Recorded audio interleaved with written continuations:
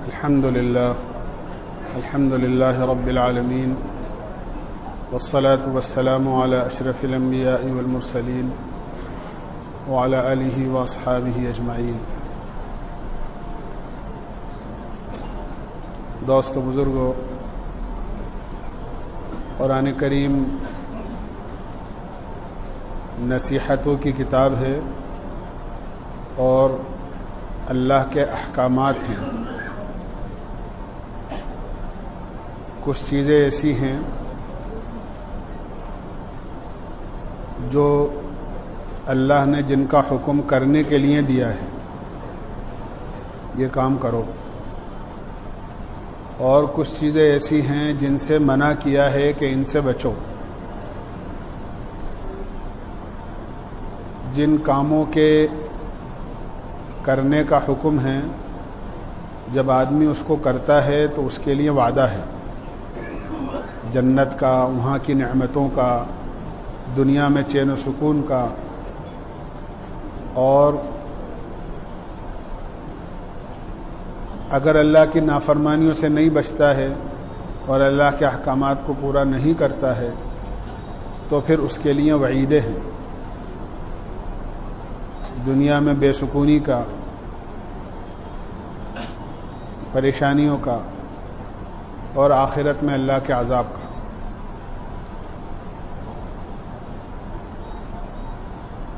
سورہ انعام میں اللہ تعالیٰ نے 10 باتوں کا اپنے بندوں کو حکم فرمایا ہے،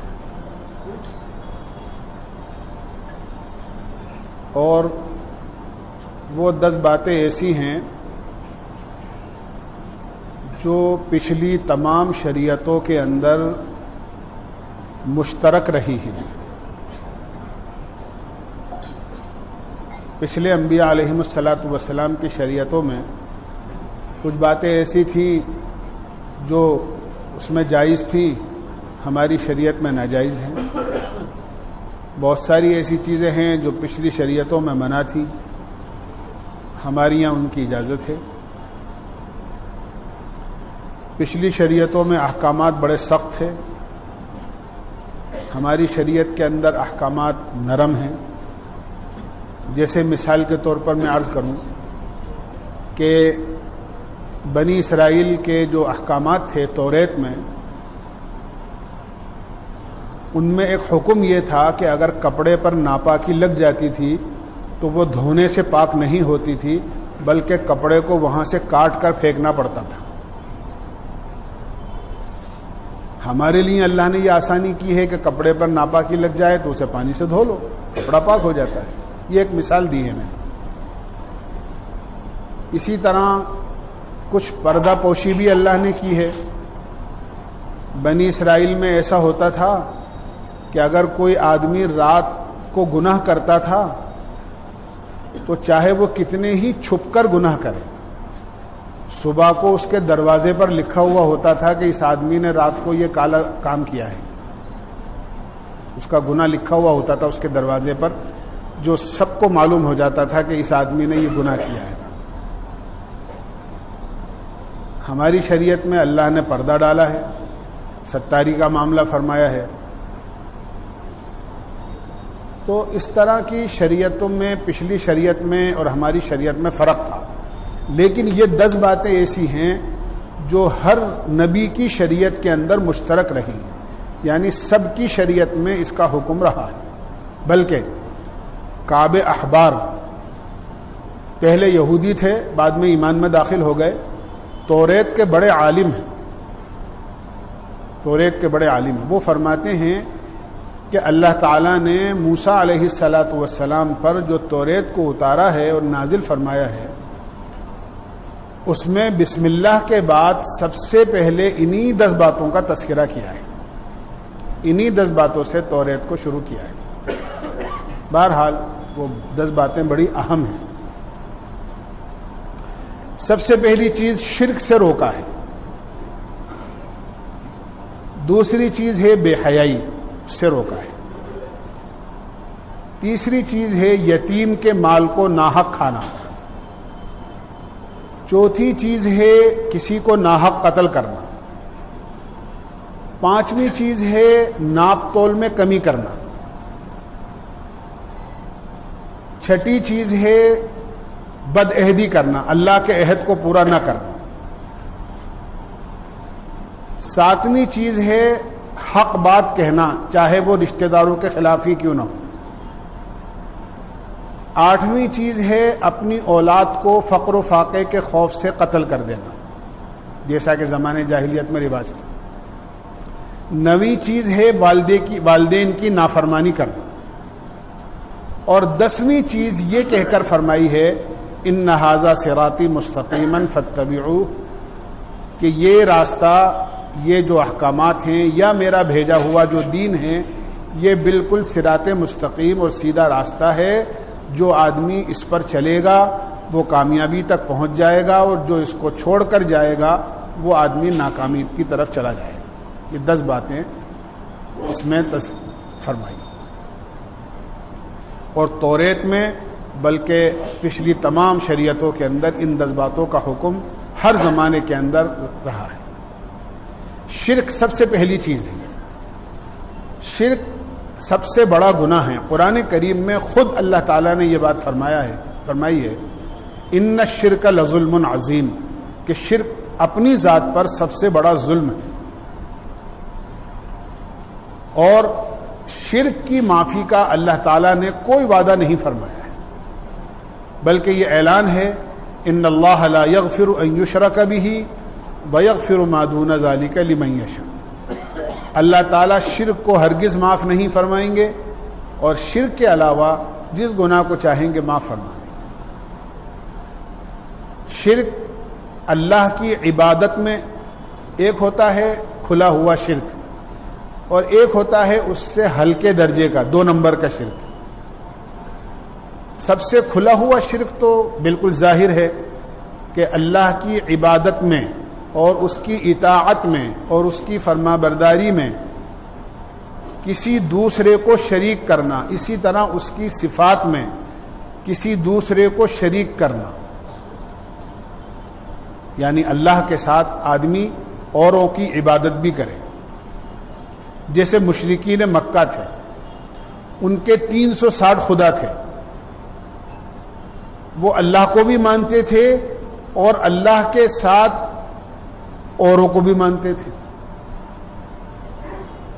اسی لیے جب اللہ کے نبی علیہ الصلاۃ والسلام نے ایک اکیلے اللہ سے ہونے کی دعوت دی کہ کسی سے کچھ نہیں ہوتا بلکہ سب کچھ اللہ کرتا ہے، جب اللہ کے نبی علیہ الصلاۃ والسلام نے دنیا میں تشریف لانے کے بعد اس کی دعوت دی تو یہ بات ان لوگوں کے نزدیک اتنی عجیب تھی کہ سمجھ سے باہر تھی. یہاں تک کہ اللہ تعالیٰ نے قرآن کریم میں ان کی بات کو نقل کر فرمایا اور یہ کہا اجعل الآلہۃ الہا واحدا ان ھذا لشیء عجاب. ہمارے سارے کام 360 خدا مل کر نہیں بنا سکتے اور ہمارے کام ادھورے رہ جاتے ہیں. ہم تو 360 خداؤں کو مانتے ہیں اور وہ سارے کے سارے مل کر ہمارے سارے کام نہیں بنا سکتے، کام ادھورے رہ جاتے ہیں. اور تم یہ کہتے ہو کہ سب کو چھوڑ دو اور ایک کو مان لو، تمہارے سارے کام بن جائیں گے. یہ تو بڑی عجیب بات ہے. جو کام 360 مل کر نہیں کر سک رہے وہ اکیلا ایک کیسے کرے گا؟ یہ تعجب کی بات اس زمانے میں تھی. تو وہ اللہ کے ساتھ اوروں کو شریک کرتے تھے. اللہ تعالیٰ نے شرک سے روکا ہے. بالکل اللہ تعالیٰ اپنی ذات اور صفات میں اکیلا ہے. یہ ایمان ہے ہمارا. آمنت باللہ کما ہوا باسمائہ وصفاتہ.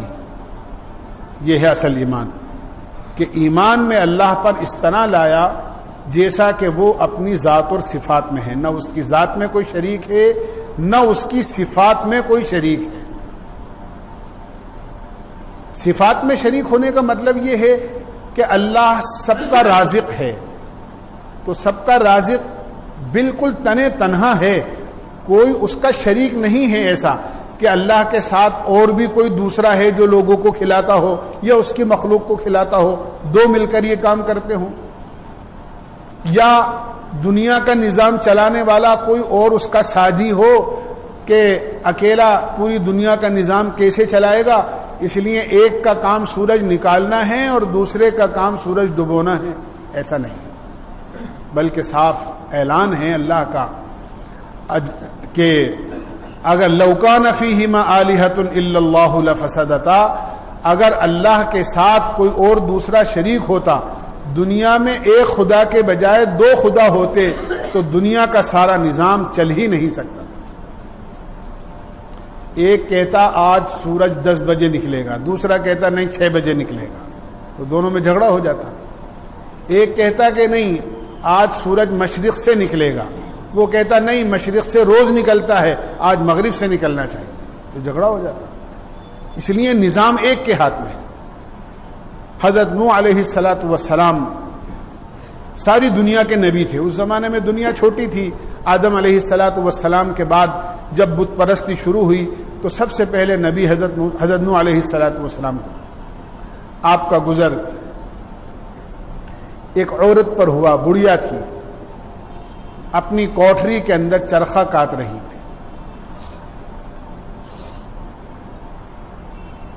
اس کے پاس گئے، پوچھا بڑی بھی تمہارا مذہب کیا ہے؟ کہ مسلمان ہوں۔ کہ اللہ کو مانتی ہو؟ کہ ہاں بالکل مانتی ہوں۔ کہ ایک اللہ کو مانتی ہو یا اوروں کو بھی ساتھ میں مانتی ہو؟ کہ نہیں صرف اللہ کو مانتی ہو۔ کہ اللہ ایک ہے، تم نے اللہ ہے، اللہ موجود ہے، یہ تم نے کیسے پہچانا؟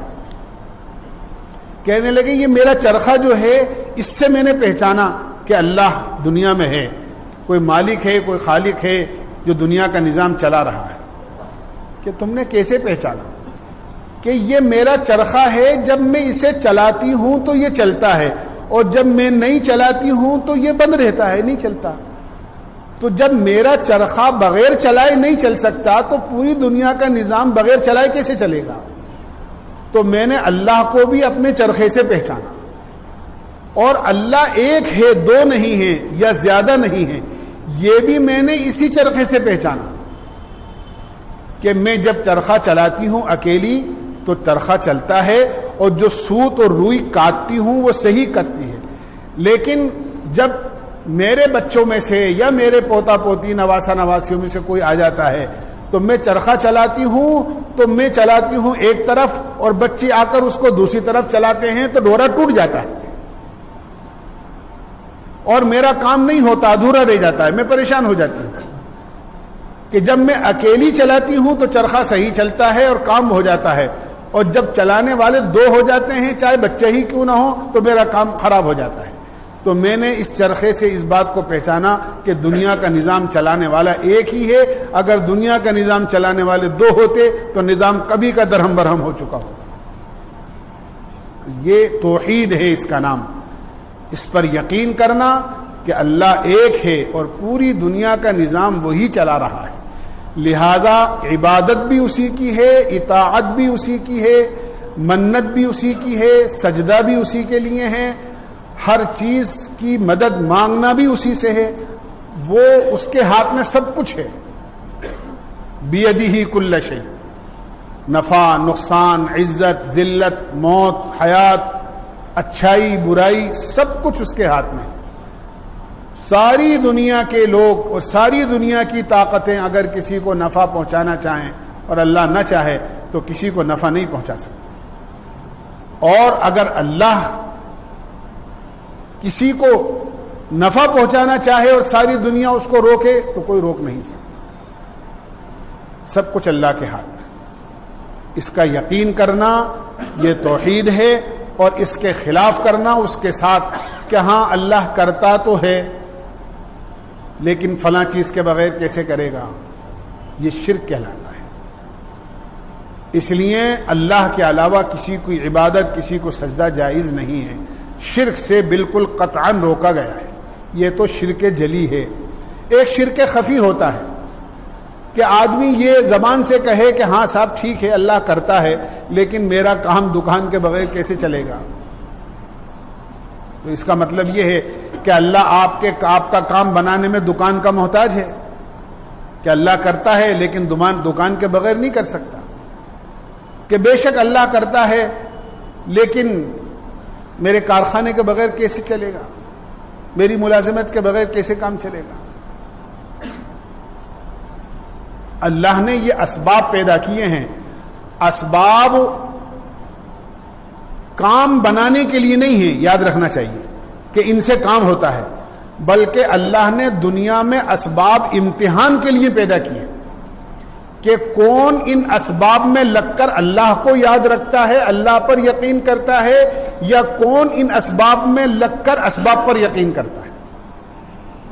اسباب کام بنانے کے لیے نہیں ہیں کہ بھئی تمہیں دکان اس لیے دی ہے تاکہ تمہارا کام دکان سے چلے، تمہیں کارخانہ اس لیے دیا ہے کہ تمہارا کام کارخانے سے چلے، تمہیں ملازمت اس لیے دی ہے کہ تمہارا کام ملازمت سے چلے، تمہیں کھیتیاں اور باغات اس لیے دیے ہیں کہ تمہارے کام باغات اور کھیتیوں سے چلیں. ہرگز ایسا نہیں. پورا قرآن حدیث اس سے بھرا پڑا ہے. یہ اسباب امتحان کے لیے ہیں کہ تم ان چیزوں میں لگ کر اللہ کے اوپر یقین کرتے ہو یا اسباب پر یقین کرتے ہو. اب جو آدمی اسباب میں لگ کر اللہ پر یقین کرتا ہے وہ پکا مومن ہے، اس کا یقین اچھا ہے. اور جو اسباب میں لگ کر اسباب پر یقین کر لیتا ہے کہ میری دکان کے بغیر کیسے ہوگا، میرے فلاں سبب کے بغیر کیسے ہوگا، اس آدمی کا یقین غلط ہے اور اس آدمی کو اپنا یقین صحیح کرنے کی ضرورت ہے. حضرت سفیان ثوری رحمۃ اللہ علیہ بڑے اللہ والے اور بڑے عالم گزرے ہیں. وہ فرماتے ہیں لو کانت السماء حدیدا والارض نحاسا ما يمطر قطرة من السماء وما ينبت نباتا من الارض، کہ اگر آسمان لوہے کا ہو جائے اور زمین تانبے کی ہو جائے اور آسمان سے ایک قطرہ بارش کا نہیں برسے اور زمین سے ایک دانہ غلے کا نہ اگے، ایسی حالت میں بھی اگر کسی کے دماغ میں یہ بات آ جاتی ہے اور دل میں یہ بات آ جاتی ہے کہ روزی کہاں سے ملے گی، جب غلہ ہی پیدا نہیں ہو رہا اور بارش نہیں ہو رہی تو کھائیں گے کہاں سے، اگر یہ بات دل میں پیدا ہوتی ہے تو وہ فرماتے ہیں میرے نزدیک اس آدمی کے ایمان کی کمزوری ہے، اس ایمان کی پختگی نہیں ہے. اگر آسمان لوہے کا ہو جائے اور زمین تانبے کی ہو جائے اور آسمان سے ایک قطرہ پانی کا نہ برسے اور زمین سے ایک دانہ غلے کا نہ اگے، تب بھی اللہ قادر ہے اس بات پر کہ اللہ سارے جانداروں کو روزی دے سکتا ہے. یہ اللہ کا نظام ہے، اللہ قادر ہے اس بات. بنی اسرائیل جو حضرت موسیٰ علیہ السلام کی قوم تھی، بنی اسرائیل نے حضرت موسیٰ علیہ السلام کی بہت نافرمانیاں کی ہیں. قرآن کریم میں بہت واقعات ہیں بنی اسرائیل. ایک حکم بنی اسرائیل کو اللہ نے دیا، کہیں جانا تھا، دشمن سے مقابلہ تھا، انہوں نے صاف منع کر دیا کہ موسیٰ علیہ السلام سے کہہ دیا انت وربک فقاتلا انا ہاہنا قاعدون، آپ اور آپ کا خدا جا کے لڑ لو، ہمارے بس کی بات نہیں. تو اللہ نے ان کو سزا کے اندر ایک میدان ہے، میدان تیہ، اس میں بھٹکا دیا اور 40 سال تک وہ پوری بنی اسرائیل وہاں بھٹکتے رہے، گھر ہی نہیں جا سکے. وہیں حضرت موسیٰ علیہ السلام کی بھی وفات ہو گئی اور حضرت ہارون علیہ السلام کی بھی وفات ہو گئی. لیکن اس وادی تیہ میں جہاں کوئی سامان ایسا نہیں تھا، نہ کوئی مکان، نہ کوئی دکان، نہ کوئی کارخانہ، نہ کوئی کھیتی، کچھ نہیں تھا، اللہ نے پکا پکایا کھانا آسمان سے اتار کر انہیں کھلایا، پکا پکایا. وَأَنزَلْنَا عَلَيْكُمُ الْمَنَّ وَالسَّلْوَىٰ، کہ ہم نے آسمان سے تمہارے اوپر من اور سلوہ اتارا، بھنا ہوا گوشت پرندوں کا، اور اللہ تعالیٰ نے میٹھا بھی اتارا. من کہتے ہیں میٹھے کو، میٹھا بھی کھلایا اور اللہ نے نمکین بھی کھلایا. تو جو خدا ان کو کھلا سکتا ہے بغیر کام کے، بغیر کھیتی کے، وہ اللہ پوری دنیا کو کھلا سکتا ہے. میں نے عرض کیا کہ اللہ کو اس کی ذات اور صفات میں تنہا ماننا، اس کا نام توحید ہے، اور اس کی ذات اور صفات میں کسی کو شریک کرنا، اس کا نام شرک ہے، جس سے اللہ نے روکا ہے. یہ سب سے پہلی چیز. دوسری چیز بے حیائی ہے. بے حیائی سے اپنے آپ کو بچانا. بے حیائی کے جتنے کام ہیں، عورت بے پردہ ہو جائے، یہ بھی بے حیائی کی بات ہے. آدمی کسی نامحرم عورت سے بات کرے، یہ بھی بے حیائی کی بات ہے. کسی نامحرم عورت کے ہاتھ لگائے، یہ بھی بے حیائی کی بات ہے. تنہائی میں کسی اجنبی عورت کے ساتھ رہ جائے، یہ بھی بے حیائی کی بات ہے، آدمی اپنی زبان سے کوئی گالی گلوچ کا لفظ نکالے، یہ بھی بے حیائی کی بات ہے۔ ہر قسم کی بے حیائی سے اللہ نے روکا ہے، اور یہ بے حیائی کی باتیں دنیا کی ہر شریعت کے اندر پچھلے انبیاء علیہم الصلاۃ والسلام کی تمام شریعتوں میں ممنوع رہی ہیں۔ اسی طرح ناحق کسی کو قتل کرنا، جانی نقصان کسی کو پہنچانا، یہ سب سے بڑا گناہ اور حرام قرار دیا ہے، اور ہر شریعت میں اس کو حرام قرار دیا ہے۔ کسی کا قتل اگر اسلامی حکومت ہو تو 3 آدمیوں کے علاوہ چوتھے آدمیوں کا قتل جائز ہے ہی نہیں۔ ایک تو وہ آدمی جس نے شادی شدہ ہونے کے باوجود کسی اجنبی عورت سے زنا کیا ہو، بیوی موجود ہے اس کے باوجود آدمی زنا کرے، فرمایا کہ یہ آدمی بہت بڑا مجرم ہے، لہذا یہ آدمی دنیا میں زمین پہ رہنے کے قابل نہیں ہے، لہذا اس کو سنسار کیا جاتا ہے۔ سنسار کہتے ہیں آدھا کھڈا زمین میں کھود کر آدھا بدن اس کا زمین میں گاڑ دیا جائے اور پتھر مار کر اس کو ہلاک کر دیا جائے، اس کو سنسار کرنا کہتے ہیں۔ یہ اسلام میں شادی شدہ مرد اور شادی شدہ عورت زانی کی سزا ہے، یہ زنا کی سزا ہے جو شادی شدہ ہونے کے باوجود زنا کرے۔ دوسرے وہ آدمی جو مرتد ہو جائے، اپنا دین چھوڑ کر دوسرے دین میں چلا جائے، مرتد ہو جائے، اگر اسلامی قانون ہو تو دوسرا مرتد وہ قابل قتل ہے، قابل سزا ہے۔ تیسرے وہ آدمی جس نے کسی کو قتل کیا تو اب قصاصاً بدلے میں اس کو بدلہ لیا جائے گا اور اس کو قتل کیا جائے گا۔ ان 3 آدمیوں کے علاوہ شریعت میں کسی کو جانی نقصان پہنچانا جائز نہیں، اور بہت بڑا گناہ ہے۔ صاف طور سے قرآن اور حدیث میں کسی کو جانی نقصان پہنچانے سے منع کیا ہے، بلکہ فرمایا وہ مسلمان ہی نہیں ہیں۔ المسلم من سلم المسلمون من لسانہ ویدہ، مسلمان تو وہ ہوتا ہے جو نہ اپنی زبان سے کسی کو تکلیف پہنچائے نہ اپنے ہاتھ سے کسی کو تکلیف پہنچائے۔ تو کسی کو ناحق قتل کرنا، جانی نقصان پہنچانا، فرمایا اس کا اور اسلام کا کوئی تعلق نہیں ہے، ہر شریعت میں حرام رہا ہے۔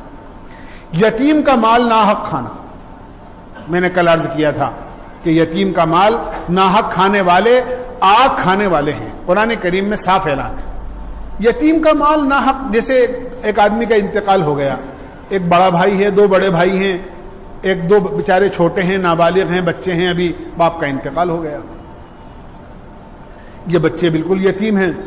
اب دونوں بڑے بھائیوں نے سارے مال پہ قبضہ کر لیا اور خوب خرچ کر رہے ہیں باپ کے مال پر، حالانکہ یتیموں کا بھی حق ہے اس میں، اور اتنا ہی حق ہے جتنا حق ان 2 بڑوں کا ہے، ان 2 چھوٹوں کا بھی اتنا ہی حق ہے، لیکن بڑے بھائی یہ سمجھتے ہیں باپ کے بعد ہم مالک ہیں اس کے، جیسے چاہیں خرچ کرتے ہیں اور یتیموں کا مال خرچ کر دیتے ہیں۔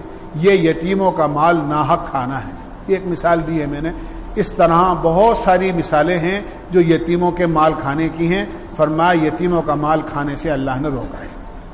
اسی طرح ناپ تول میں کمی کرنے سے روکا ہے کہ اگر کوئی چیز لو تو پوری اور دو تو پوری دو۔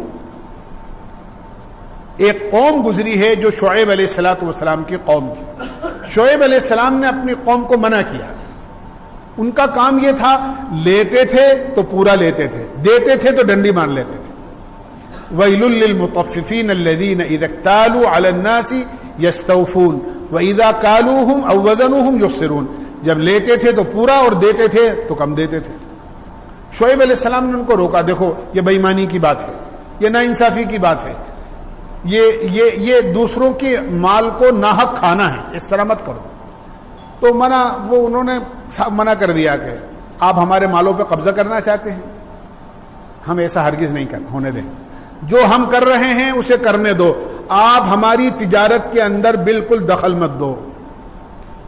جیسے بہت سے لوگ بیچارے کہہ دیتے ہیں کہ بھئی کوئی کہے کہ یار مسئلہ تو پوچھ لو، یہ جائز ہے ناجائز، کہہ رہے یار مولوی صاحب مفتی صاحب نگینوں کے کام میں کیا جانے، کوئی نگینے کے کام کا مشورہ تو نگینے والے سے کرو، ان بیچاروں کو کیا پتا۔